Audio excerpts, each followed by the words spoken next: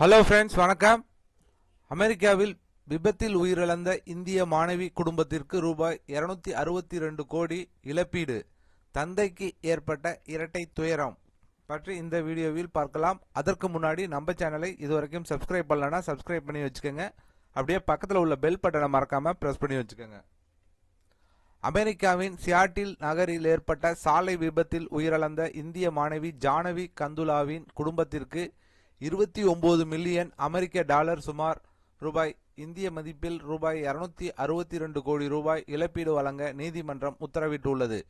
முதுநிலை தகவல் தொழில்நுட்பம் படித்து வந்த ஜானவி 2023 ஜனவரி 23ஆம் தேதி இரவு சாலையை கடக்கும் போது அவசர சேவைக்காக வேகமாக சென்ற போலீஸ் வாகனம் மோதி உயிரிழந்தார்.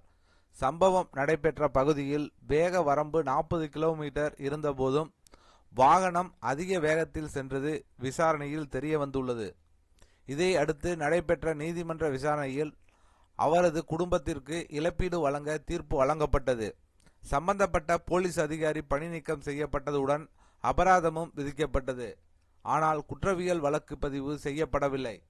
இதற்கிடையில் மகளின் மரணத்தால் மன உளைச்சலில் இருந்த ஜானவியின் தந்தை சமீபத்தில் மாரடைப்பால் உயிரிழந்தார்.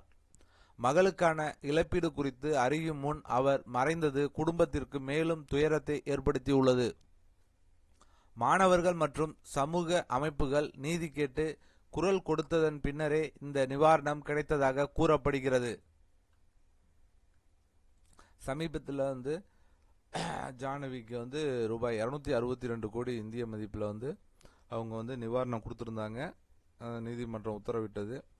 பட் ஆனால் இப்போ தகவல் என்னன்னா, அவங்க அப்பா அதை வாங்குறதுக்கு உயிரோட இல்லை, அவங்க ஹார்ட் அட்டாக்ல இறந்துட்டாங்க. மாணவி இந்த மாதிரி இறந்துட்டாங்க அப்படிங்கிறதோட அந்த மன உளைச்சல்லே இருந்துட்டு அவங்க இறந்து போயிட்டாங்க. ஸோ கண்டிப்பாக வெளிநாட்டில் இருக்கிறவங்க கொஞ்சம் மன தைரியத்தோடு இருக்கணும். ஏன்னா எப்போ வேணாலும் எது வேணாலும் யாருக்கு வேணாலும் நடக்கும். ஸோ இருந்தாலும் எதுக்கும் மனம் தளராமல் இருக்கணும்.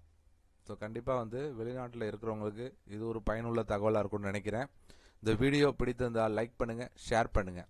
மீண்டும் இதுபோன்று வேற ஒரு வீடியோவில் சந்திப்போம்.